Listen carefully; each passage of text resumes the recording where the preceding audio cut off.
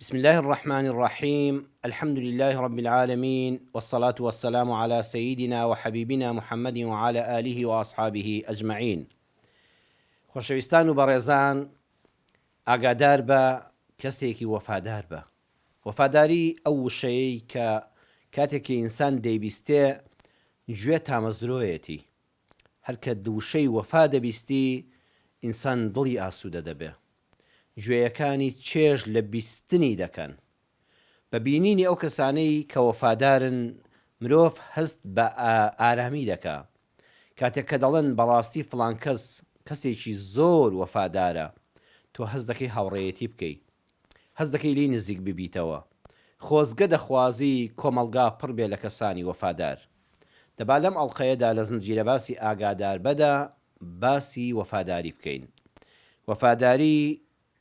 لە چەند شوێنێکە خۆی دەبینێتەوە.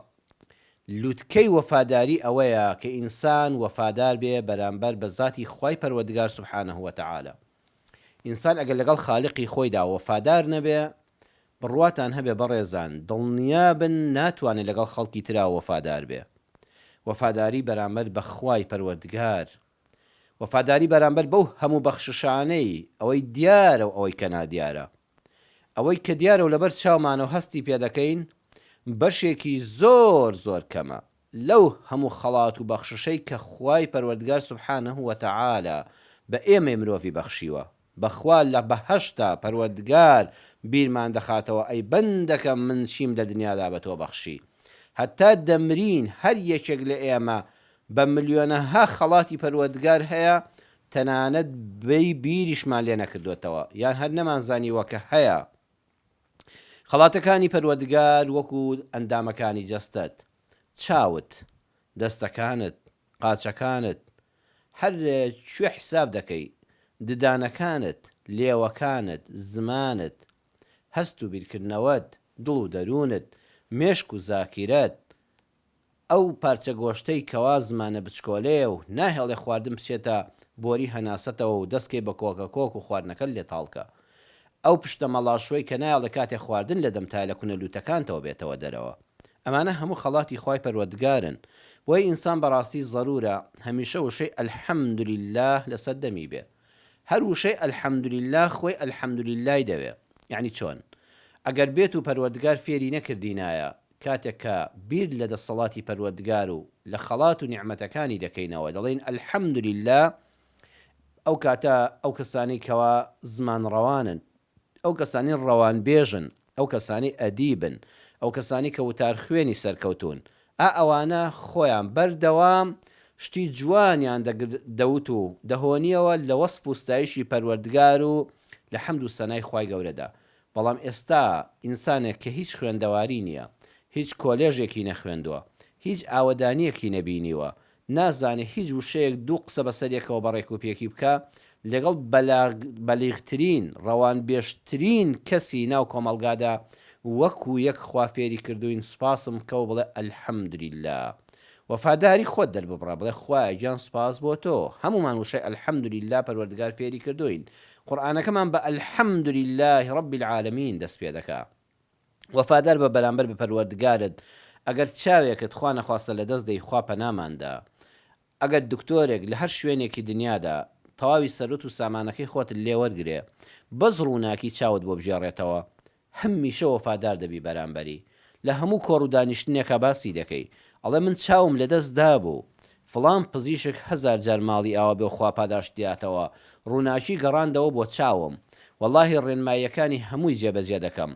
بڕیارم داوە ئەوەی بڵێ بۆ ئەم شتە بڕوانە سوودی هەیە دەڕوانم، بڵێ زەرەری هەیە بەم چاوانم بۆ شتێک ناڕوانم کە زەرەری هەبێ. ئەی ئەو خوایەی کەوا چاوەکەی لە نەبوونەوە پێبەخشیوین، ئەو دکتۆرە بەس بەشێکی چاوی تۆی چاک کردوێتەوە، ئەی ئەو خوای چاوەکەی پێبەخشیوی، ئەو خوای هەستی بیستنی پێبەخشیوی، ئەو خوای هەستی بەریەککەوتن هەر بەدەستلێدان دەزانی ساردەیان گەرمە، ئەزانی نەرمە یان ڕەقە، ئەزانی ئەم کەسە هەر بەدەستلێدانی ئەزانی ئەم شتە قورسە یان سووکە. دووشت بە هەستی بەریەککەوتن سووکی و قورسیان بەراورد دەکەی، تەرازوێکیش لە قۆڵ و لە دەستەکانت نەبەسراوە. وە پێغەمبەر صلی الله عليه وسلم کاتێکەوە لە شەو نوێژەکانیدا ڕوحمان بە قوربانی بێ، ئەوەندە بە پێوە دەوەستا تا پێیەکانی داوسا ئەو کاتێک کە عەرزی کرات بۆ ئەوەندە خۆت ماندوو دەکەی لە کاتێکە خوای پەروەردگار لە هەموو گوناهی ڕابردوو داهاتوت خۆش بووە و تەنانەت تۆی پاراستووە لە توشبوون بە هەر هەڵە و سەرپێچێکی خوا هەر نیتە وەخوا بڕیاری لێ خۆشببوونی لە سەرتاوە بۆ دەرکردووی فەرمووی ئەفەلا ئەکون عەبدەن شەکوڕا لە صەحیحی بوخاریدا فەرموودەکە هاتووە ئەی نابێ بەندەیەکی سوپاسگوزاری خوای پەروەردگار بم ئەی نابێ وەفادار بم بەڵێ بەدڵنیاییەوە دەبێ وەفادار بی بۆیە وەفادار بە بەرامبەر بە نیعمەتەکانی خوای پەروەردگار کە ئەندامەکانی جەستەتن بەکاریان بێنە لە شتێکا کە خوای گەورە فەرمانی پێکردووە ئاگادار بە بیان پارێزە لەو شتانەی کە خوای پەروەردگار فەرموویەتی نەهیم لێ کردو بەکاری مەهێنە تێیدا دووەمیان وەفاداری بەرامبەر بە پەروەردگار بەو بەڵێنانەی کە بەخوات داون زۆر جار بەڵێنمان بەخوای پەروەردگار داوە ومنهم من عاهد الله لئن آتانا من فضله لنصدقن ولنكونن من الصالحين کەسانێکن کەوا عەهد و پەیمان دەکەن لەگەڵ ئەڵڵادا سوبحانه وتعالى ئەگەر پەروەردگارە تۆ لە فەزلی خۆت لە چاکەی خۆت بەخوا من تەوەقوع ناکەم فڵان شتم دەستکەوێ خوایە بەس چاوم لە ئومێدی تۆیە بە فەزلی خۆت ئەگەر ئەو شتم پێ ببەخشی لەنەصەدەقەنە لە بەخشندان دەبم وەلەنەکوونەنە منە الصالحین لە کەسە باش و چاکەکارەکان دەبم لە ڕیزی ساڵحان و خواناسان دەبم خواپەرستی بە حەق دەبم یا ئەڵڵا تۆ بەس لە فەزلی خۆت ئەم کارم بۆ بکە بەڵام فەلەمما ئاتاهم من فضله بەخیلوا به وتەوەلەوا وهم معرضون کاتێ پەروەردگار لە فەزلی خۆی پێی بەخشین ئەوان بەخیل بوون پێی بەخیلوا به ئەوان چروشیان کرد وتەوەلەوا پشتیان هەڵکرد وهم معرضون خۆیان لە کارەکە دزیەوە هەر وەکو ئەوەی کەوا هەر دوێنە نەبوو بێ ئیشیان بەخوای پەروەردگار بووە فعقبهم نفاقا في قلوبهم سەرنجامی ئەو کەسانی کەوا وعدێک لەگەڵ خوای خۆیاندا دەبەستن بەڵام دوایی بیر خۆیانی دەبەنەوە و پشتگوێی دەخەن نیفاق و دووڕووی دەچێتە دڵیانەوە إلى يوم يلقونه تا دەگەنەوە بە پەروەردگار بما أخلفوا الله ما وعدوه بەوەی کەوا خلافی ئەو بەڵێنیان کرد کە بە پەروەردگاریان دابوو چاولێ بەڵێن بەخوا بما أخلفوا الله ما وعدوه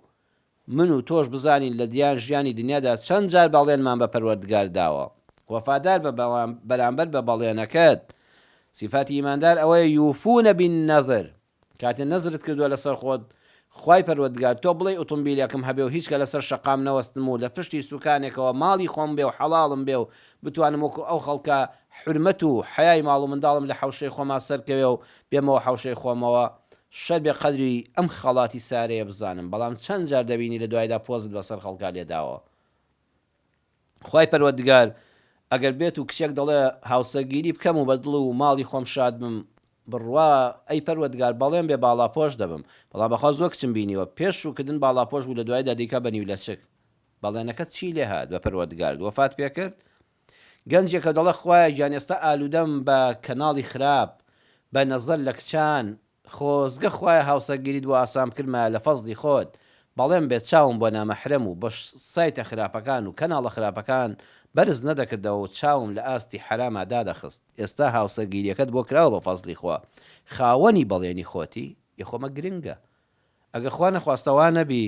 ئەبێتە نیفاق لە دڵتا بما أخلفوا الله ما وعدوه چونکە بەڵێنت بەخوا دابوو نەتبردە سەر قوتابیەک دەڵێ خوای پەروەردگار بەس لەم تاقیکردنەوەیە دەرچم ئەم پۆلی دوانزەیە بە سەرکەوتووی ببڕم یا ئەڵڵا بەڵێن بێ کەوا بەیانیانیش نوێژەکەم لە مزگەوت بە جەماعەت بکەم بەخوا بەس شەو نوێش بکەم چونکە تا نیوە شەو دانیشتم بە دیار دەرسەکانمەوە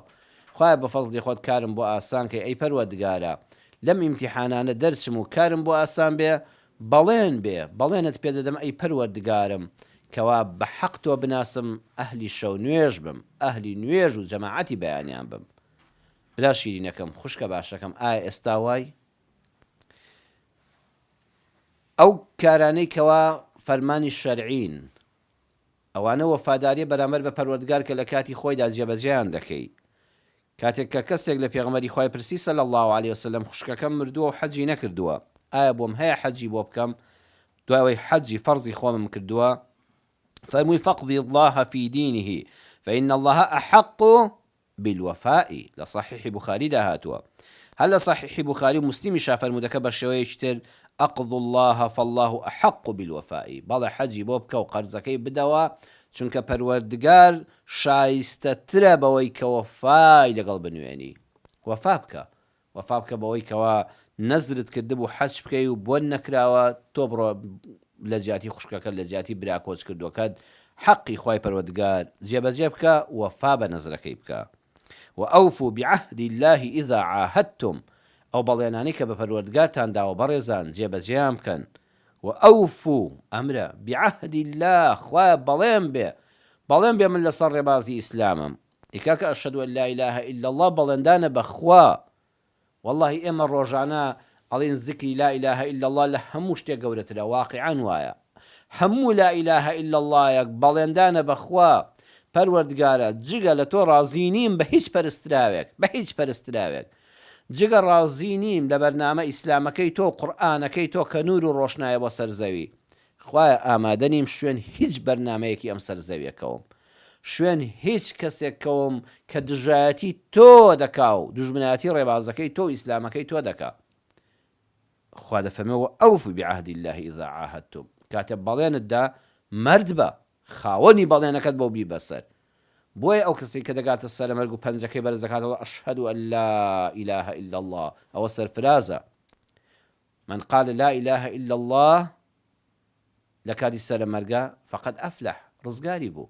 بەڵام کێ ڕزگارت دەبێت کەەوە وەفادار بی لە ڕۆژێکەوە کە باڵغ بووی شایدمانی بە حەقت هێناوە تەکالیفی شەرعیت چۆتە سەر هەتا ئەو ڕۆژێ دەتخەنە قەبرەکەوە ئەبێ بەردەوام وەفادار بی بەرامبەر بەخوای پەروەردگار ئەوە وەفاداری بەرامبەر بە ئەڵڵا خێرێکت کردووە توتە خوای پەروەردگار بێ بە هانامەوە بەڵێن بێ سەدەقەیەک بکەم دواتر لە من مەپرسە مامۆستا وەڵڵا گۆلکێکم کردووە بەخێر مەڕێکم کردووە بەخێر دروستە بیکەم بە مریشک ئەو وەفای خۆت چۆنت بەرامبەر بە ئەڵڵا بڕیارداوە مەیگۆڕە براکەم مەیگۆڕە خوشکەکەم دوای پەروەردگار سبحانه وتعالى کە بە گەورەی خۆی لێمان ببوورێ بەخوا هیچمان ناتوانین لە ئاستی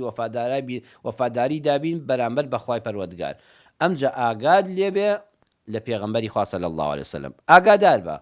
ئاگادار بە وەفادار بە بەرامبەر بە بەڵێنێک کە بە پێغەمبەری خوا داوە صلی الله عليه وسلم سەحابەکان بەڕاستی وەفادار بوون بۆیە جیلی سەحابە هەزار ڕەزا و ڕەحمەتی خوا لە یەک بە یەکی سەحابەکانی خۆشەویست بێ درود و سڵاوی خوا لەسەر پێغەمبەری ئازیز بێ صلی الله عليه وسلم واللهی وعدیان بە پێغەمبەری خوادا دەستیان خستە ناو دەستیەوە ئەی ڕەسوولی خوا هەمیشە لەگەڵتاین و پشتیوانتین بەڕاستی بەڵێنەکەی خۆیان جێبەجێ کرد لە صحیحی موسلیمە بە ژمارە فەرمودەی 4617 فەرمودەکە هاتووە لە جەنگی ئوحودا پێغەمبەری خوا صلی الله عليه وسلم کاتێک کە حەمزە شەهید بوو کاتێک کە ئەمر لیوای مسلمانان مصعبی کوڕی عومەیر شەهید بوو ئاڵای ئیسلام بەدەستی ئەوە بوو ئەمر لیوا بوو کاتێک ئەو فەرماندە گەورانە شەهید کران کافران لە هەموو لایەکەوە هێرشیان کرد بۆ پێغەمبەری خوا صلی الله عليه وسلم پێغەمبەری خوا صلی الله عليه وسلم فەرمووی من يردهم عني وله الجنة چێ ئەم کافرانم لێ دوور دەخاتەوە بەڵێنی بەهەشتی پێدەدەم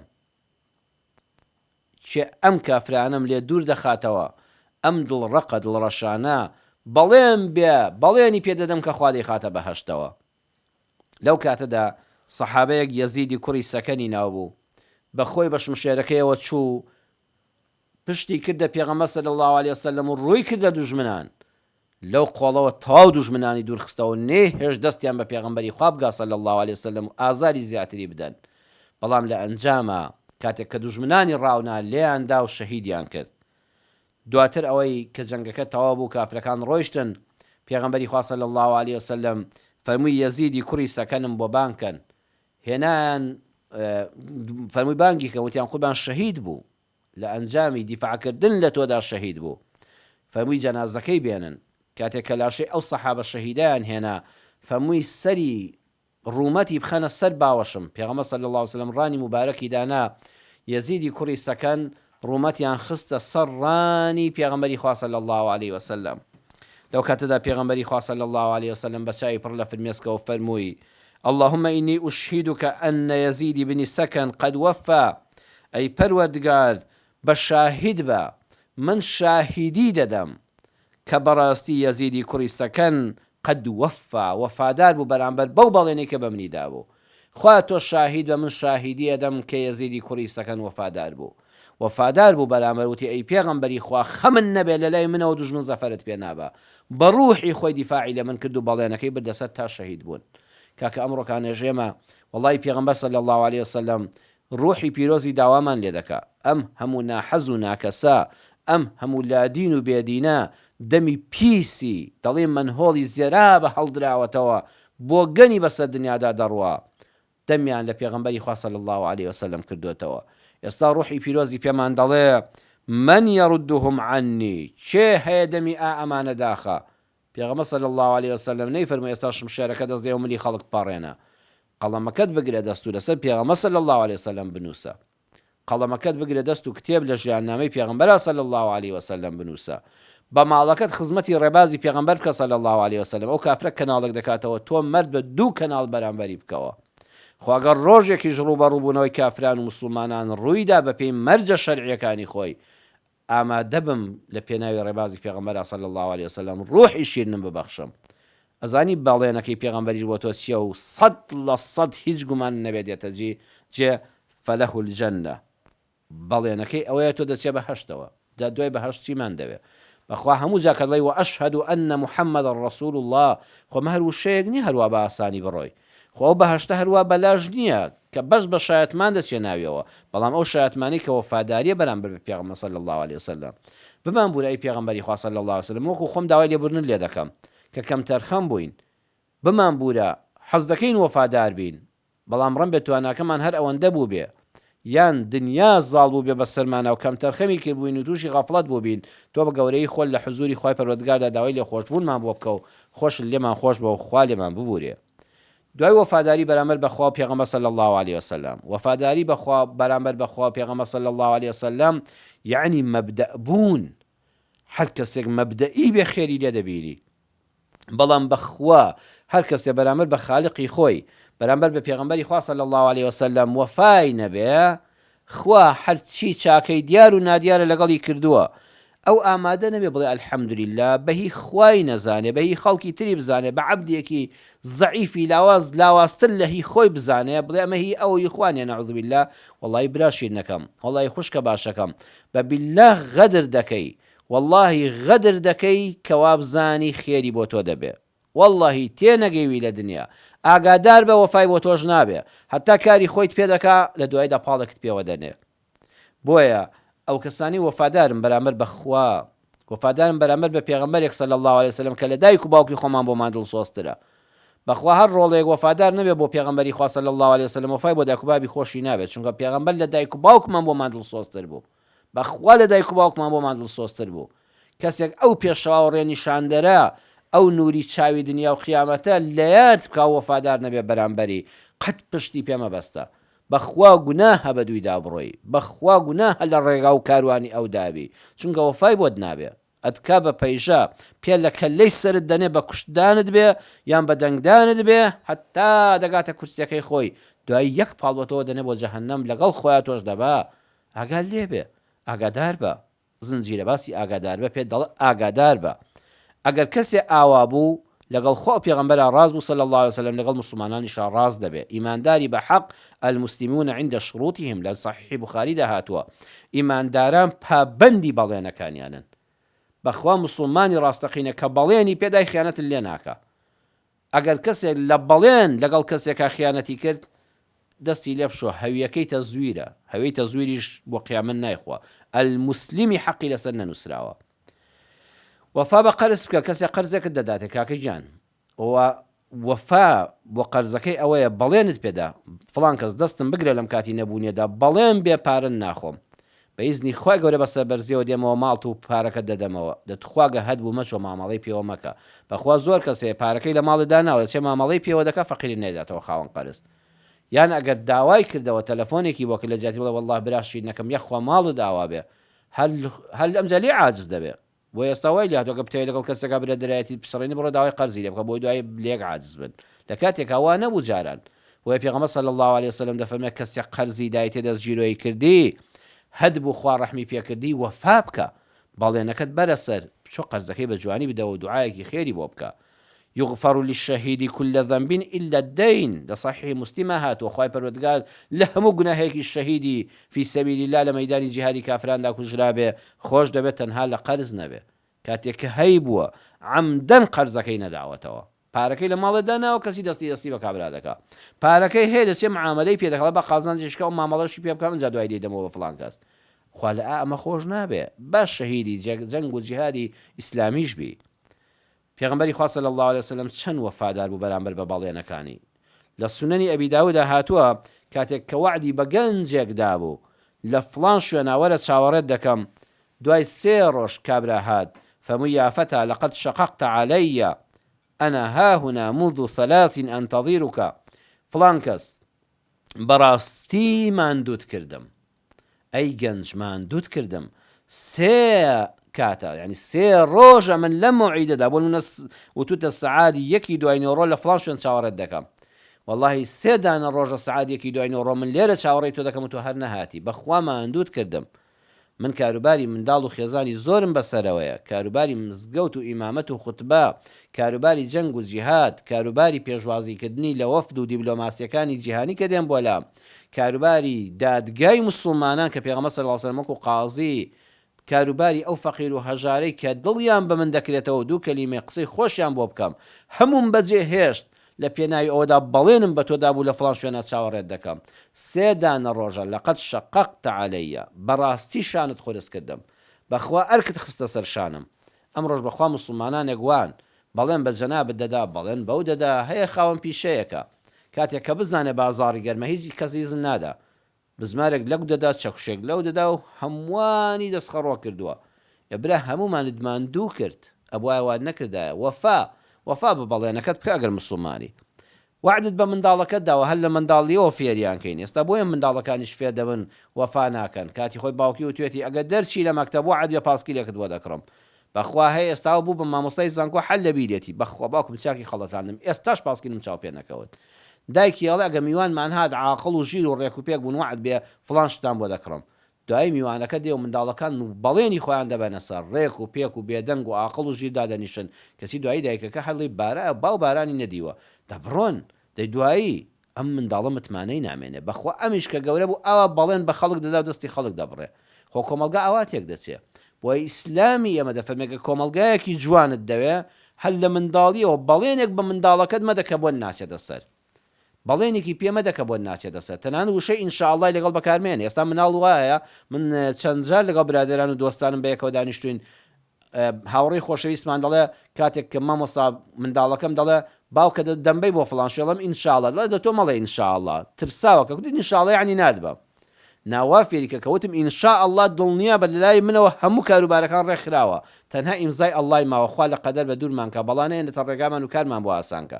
بەڵام ئێستا وای لاتۆ فەقیر ئەم منداڵە بڕوێ بە ئینشاءالله لەق دەبێ کە هەندێک دەی ئینشاءالله یعنی ئینشاءالله کەوابێت نایکەم بۆیە ئاگادار بە بابەتی وەفاداری بابەتی ژیانە ژیانێکی خۆش یعنی ئەو کاتێک کە هەمومان وەفادارین بەرامبەر بە یەکتر با هەڵی گرین لە ئەڵقەی داهاتوودا ئەم بابەتە شیرینە تەواو بکەین إن شاء الله تعالى والسلام عليكم ورحمة الله وبركاته.